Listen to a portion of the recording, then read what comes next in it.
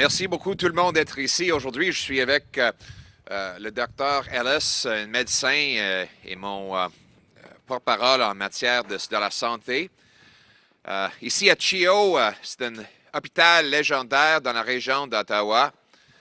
Mais pour moi, il n'y a rien qui me frustre plus qu'attendre dans une salle d'attente avec ma fille pendant 6, 7, 8 ans quand on était en train de souffrir d'une maladie ou d'autre, avec d'autres enfants, parce qu'il n'y a pas assez de médecins et d'infirmières dans l'hôpital, même si il y a des milliers et des milliers de médecins au Canada qui sont empêchés de travailler dans leur domaine à cause des obstacles bureaucratiques.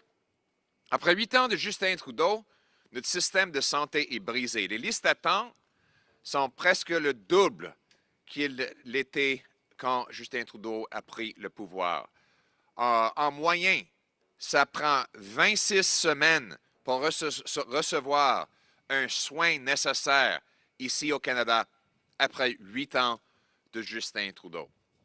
Et malgré le fait que nous dépensons plus que presque tous les autres pays de l'OCDE, nous sommes le 26e en termes de médecins pour chaque 1000 Canadiens.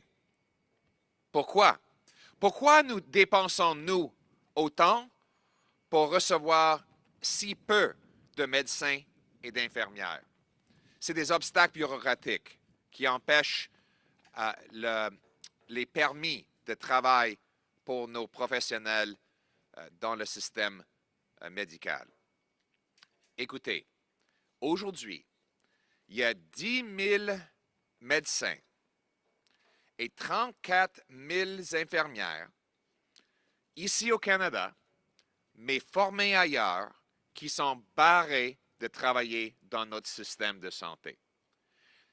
Ils sont des immigrants qui sont déjà ici. Ils sont des jeunes Canadiens qui sont allés à l'étranger pour se former en médecin.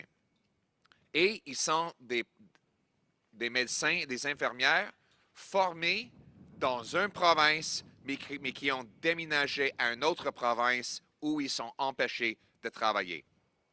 J'ai rencontré une jeune dame il y a quelques mois qui est allée en Irlande pour étudier afin de devenir une médecine. J'ai dit à son père, mais après Irlande, elle devrait revenir au Canada pour faire sa résidence. Il a dit non, elle n'est pas permis d'être une résidente ici au Canada parce qu'elle a étudié en Irlande. Donc, elle va en Californie. Donc, j'ai dit, après Californie, pour sa résidence, elle peut revenir devenir une médecine ici. Non, on ne permet pas quelqu'un qui a fait une résidence en Californie d'être médecine ici au Canada. Heureusement, elle a reçu une lettre du ministre de la Santé pour l'inviter à travailler, mais c'est le ministre de l'Irlande. Donc, nous perdons nos jeunes ici au Canada. Nos jeunes vont ailleurs pour soigner des autres pays dans leur système de santé et non pas ici. C'est quoi la solution? Il nous faut un standard de compétences et d'examen national ici au Canada. On devrait déterminer la qualification de nos médecins par des examens qui jugent leurs compétences et non pas par des grands processus bureaucratiques. Des processus bureaucratiques prennent trop longtemps et ça aboutit à rien.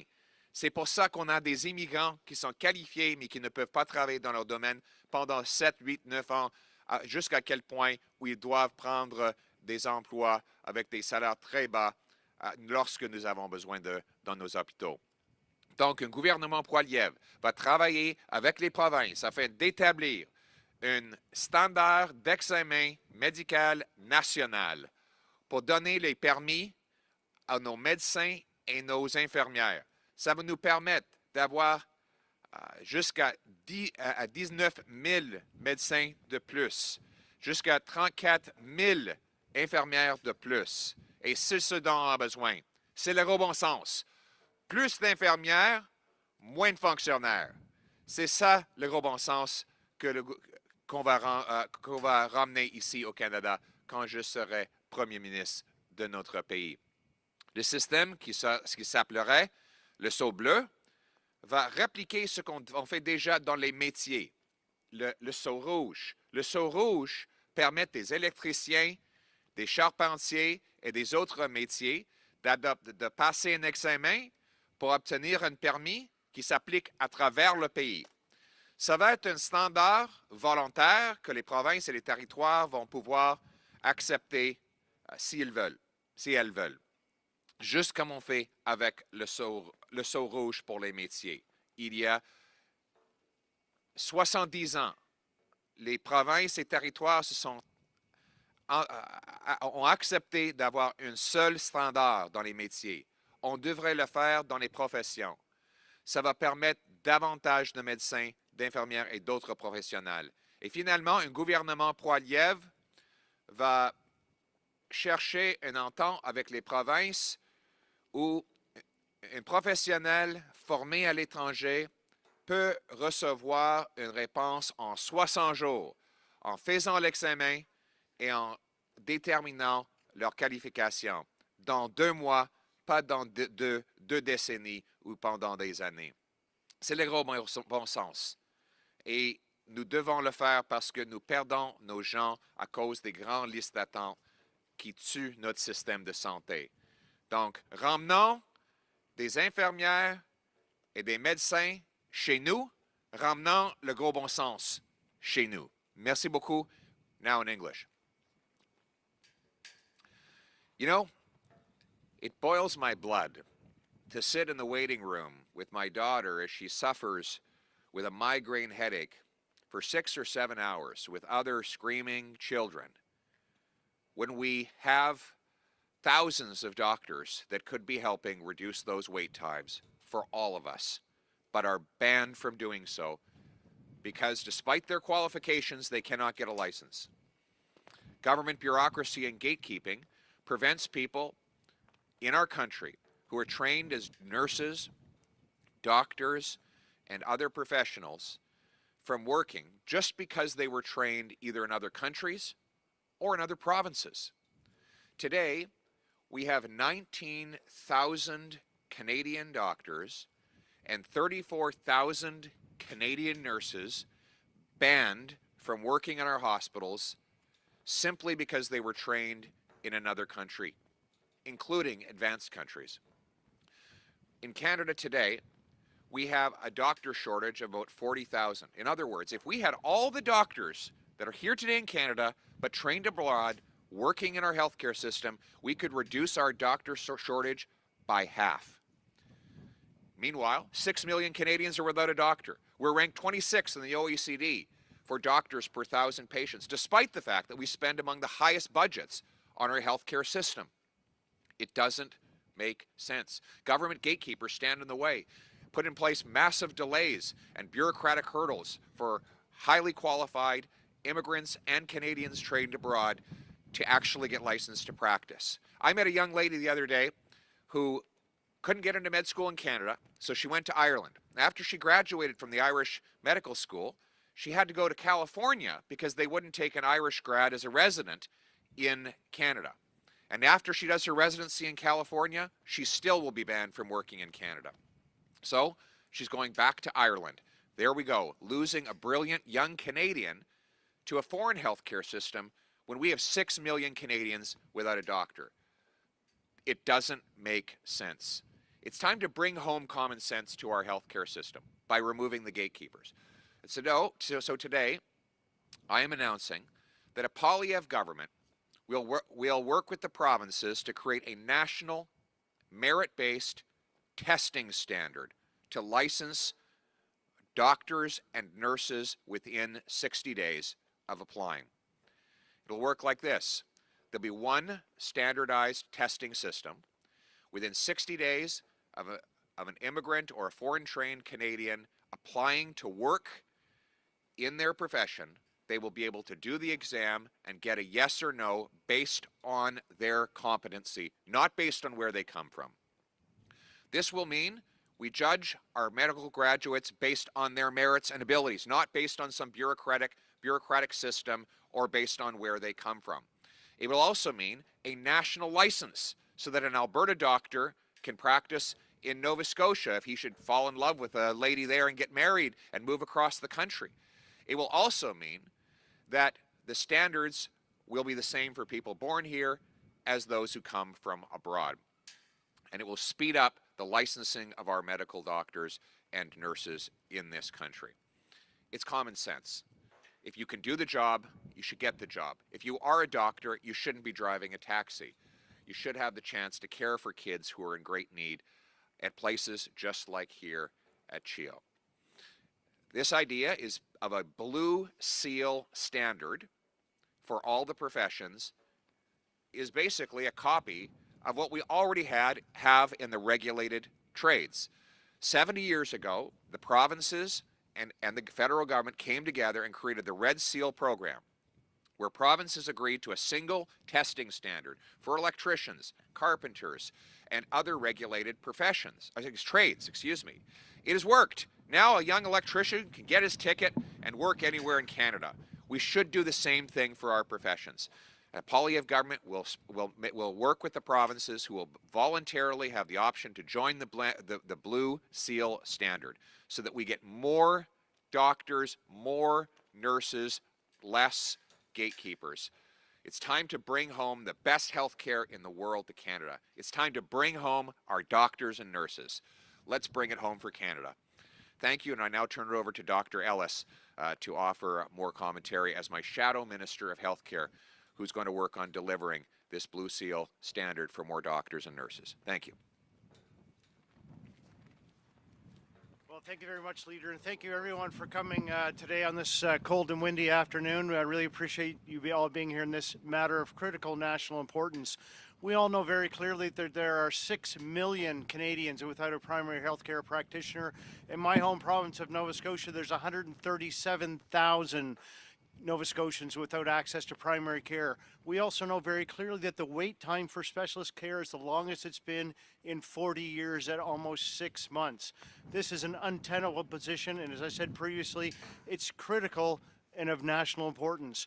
If we do not begin to change things now, it's going to continue to get worse. And we know that Canadians are dying in emergency rooms. This is something that cannot continue to happen in a great country like Canada, and we know very clearly that we need to change it. This Blue Seal program will make it very simple for people who want to come to this country as trained professionals to be able to know what their qualifications mean in this country and enable them to get a job so that their home country is not losing a doctor, that Canada is not gaining a doctor, and then we have a very unhappy immigrant. The Blue Seal program will solve these problems, and it will mean the restoration of this incredible healthcare system that I am very proud to have been a part of for the majority of my adult life. So once again, thank you all for coming, and we're happy to take questions. Excellent. Okay, we'll take questions from media on the floor. One question, one follow-up. Good afternoon. President Joe Biden is going to make his first official visit to Canada later this week. Yeah. What sort of issues would you like Canada to be pushing for during this visit? Well, we have to bring home results for a change. After 8 years of Trudeau, our Canadians are getting ripped off by the United States. We still have American softwood lumber tariffs on our forestry products. We still have Buy America, which discriminates against our construction workers in Canada. And Justin Trudeau says that he can't control our borders at Roxham Road without the help of Joe Biden. Now, those things should have been solved a long time ago. When the Conservatives were in office, we managed to secure a softwood lumber agreement in less than 3 months. We managed to get an exemption to Buy America. And we managed to secure our borders with no mass illegal migration across Roxham Road or anywhere else. So Justin Trudeau needs to do what Conservatives were able to do in just a few months when we were in power. And that is to say, we need an end to the softwood lumber tariffs and a full reimbursement of all the illegally collected tariffs.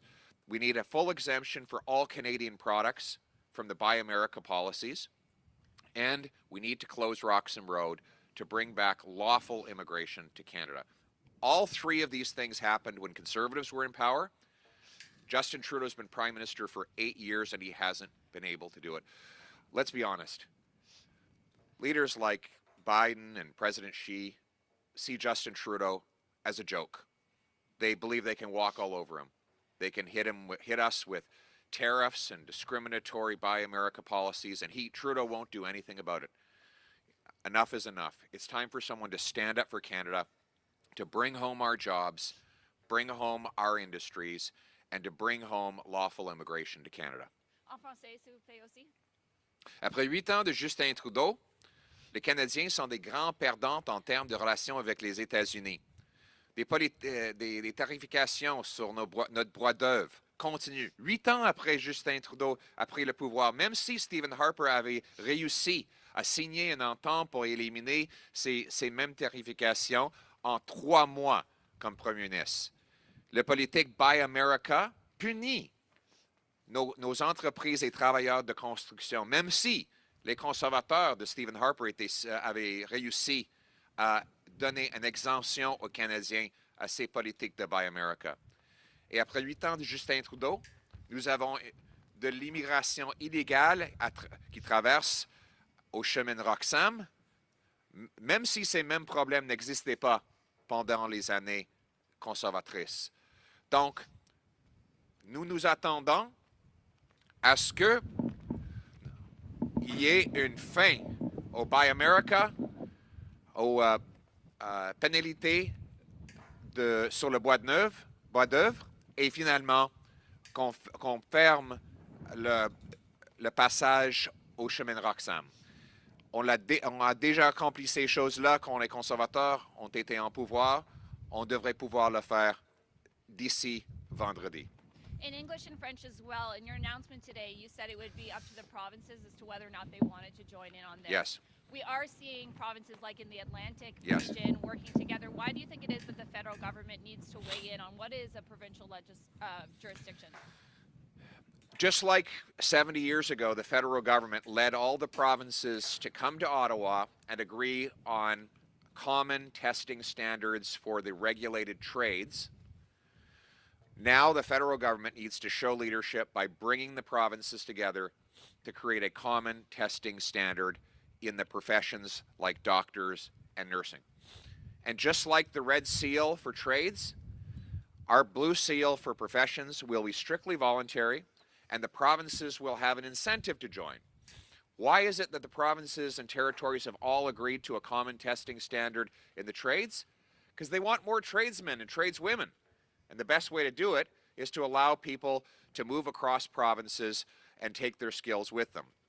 And in the professions, every province wants more doctors.